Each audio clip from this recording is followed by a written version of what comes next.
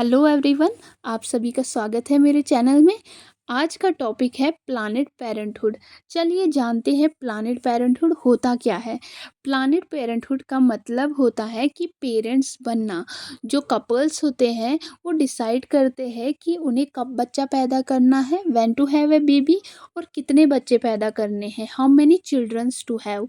इसकी मदद से जो कपल्स हैं वो हेल्दी और हैप्पी फैमिली लाइफ जीते हैं। जो प्लानेट पेरेंटहुड है उसमें जो कपल्स है वो अपनी प्रॉपर फाइनेंशियल सिचुएशन को ध्यान में रखते हुए, इमोशनल रेडीनेस को ध्यान में रखते हुए, अपनी हेल्थ कंडीशन को और कैरियर गोल्स को ध्यान में रखते हुए और अपनी फिजिकली और मेंटली हेल्थ को ध्यान में रखते हुए प्लान करते हैं कि वो कब पेरेंट्स बनेंगे। ये फैसले अगर सोच समझ कर लिए जाएं तो फैमिली हैप्पीली अपना जीवन गुजार सकती है। अगर फॉर एग्जाम्पल कोई इम्प्रॉपर प्लानिंग करेगा या कह सकते हैं अनप्लानेड पेरेंटहुड जिसमें प्रॉपर प्लानिंग नहीं होती है, उसकी वजह से कभी कभी फाइनेंशियल प्रॉब्लम्स, इमोशनल प्रॉब्लम्स और हेल्थ प्रॉब्लम भी आ सकती है। उसे अनप्लानेड पेरेंटहुड कहते हैं। तो इसीलिए प्लानेड पेरेंटहुड बहुत ही ज़रूरी होता है, जिसकी मदद से माँ का स्वास्थ्य, बच्चे का स्वास्थ्य अच्छा रहता है, दोनों पेरेंट्स स्ट्रेस फ्री रहते हैं और बच्चा एक हेल्दी एनवायरनमेंट में बड़ा होता है और पेरेंट्स भी हैप्पी फैमिली लाइफ जीते हैं। एक एग्जाम्पल के तौर पे आपको मैं समझाती हूँ। जैसे न्यूली मैरिड कपल्स हैं, वो अभी पेरेंट्स नहीं बनना चाहते हैं। उन्होंने सोचा है कि हम अभी 2-3 साल के बाद पेरेंट्स बनने का सोचेंगे, लेकिन अभी उन्हें अपने करियर पे फोकस करना है। They want to save money for their future. वो क्या करेंगे, वो प्रॉपर प्लानिंग के साथ सोच रहे हैं कि वो कब पेरेंट बनने वाले हैं। उसको हम कहेंगे प्लानेट पेरेंटहुड। अगर बिना प्लानिंग के प्रेगनेंसी हो जाए तो वो मेंटली हो, फाइनेंशियली हो, रेडी ना हो, तो वो अनप्लानेड पेरेंटहुड कहलाता है, जिससे काफ़ी प्रॉब्लम्स आ सकती है। इसीलिए प्लानेट पेरेंटहुड बहुत ज़रूरी है। चलिए अब जानते हैं इसके एम्स क्या एम्स है। Of planet parenthood: improve maternal and child health status. Mother और चाइल्ड का हेल्थ स्टेटस अच्छा करते हैं। जब प्रेगनेंसी प्लानिंग के साथ होती है तो माँ प्रॉपर न्यूट्रिशन लेती है, रेगुलर चेकअप करवाती है, जिससे बच्चे भी हेल्दी रहता है। Next is prevention and control of disease.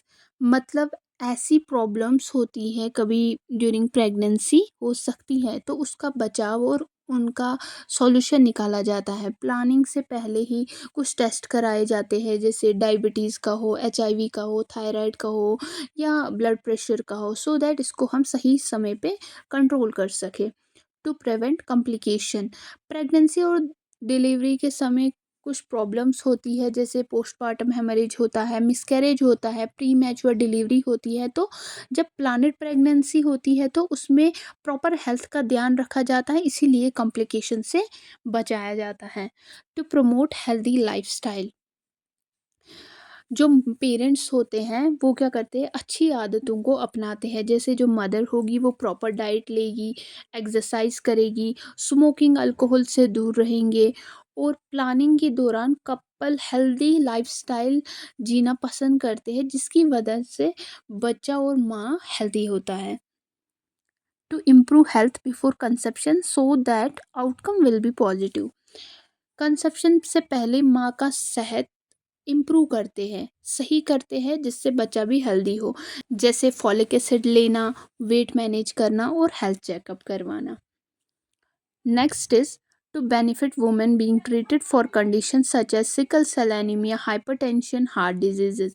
मतलब ऐसी महिलाएं, ऐसी फीमेल्स भी होती है जो किसी सीरियस डिजीजेस से पीड़ित होती है, जैसे उनको एनीमिया हो, सिकल सेल एनीमिया हो, हाई ब्लड प्रेशर हो या हार्ट की कोई बीमारी हो, उससे गुजर रही होती है।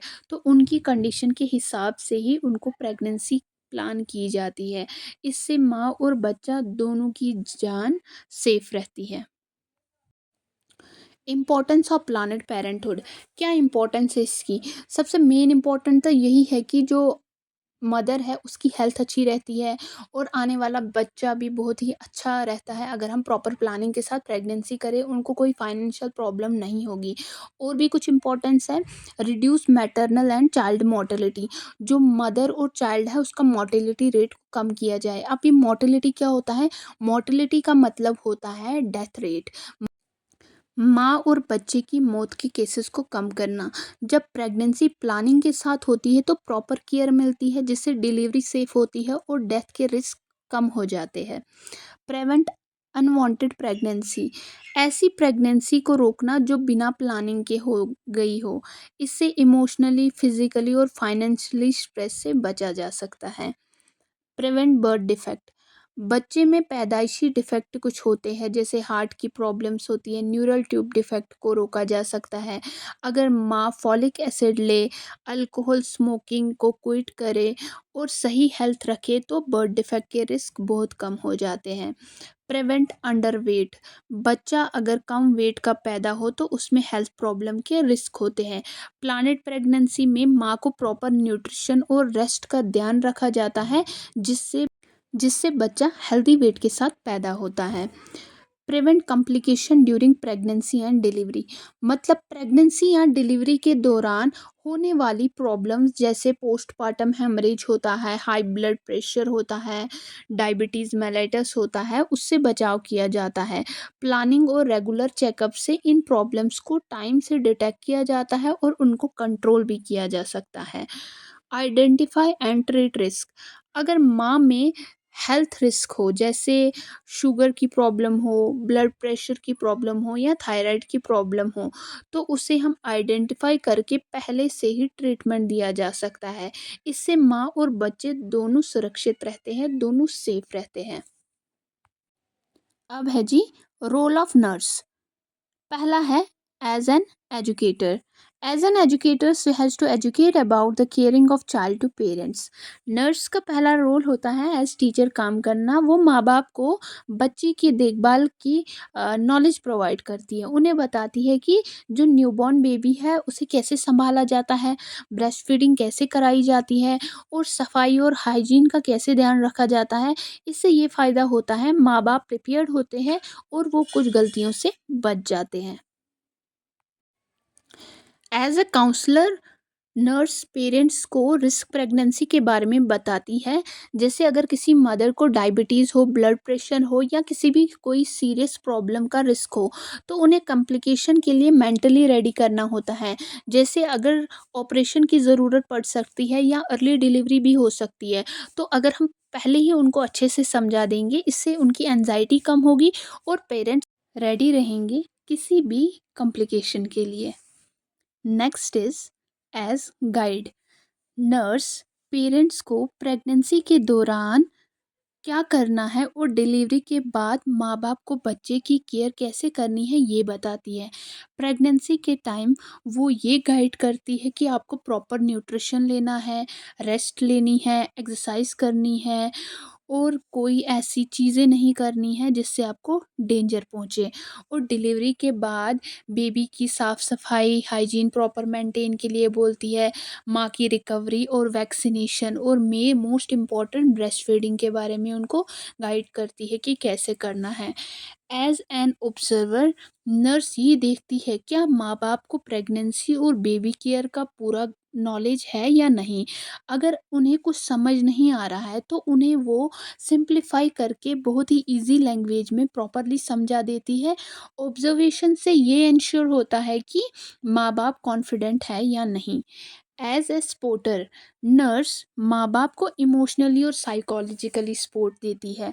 बच्चा होने से पहले पेरेंट्स इमोशनल होते हैं, कभी कभी डर या स्ट्रेस भी होता है, तो नर्स उनका हौसला बढ़ाती है, उनकी फीलिंग्स को समझती है और उन्हें पॉजिटिविटी देती है। ये सपोर्ट बहुत ही इंपॉर्टेंट होता है, स्पेशली पहली बार पेरेंट जो बन रहे हो तब। प्लान्ड पेरेंटहुड में नर्स का रोल सिर्फ मेडिकल केयर तक लिमिटेड नहीं है।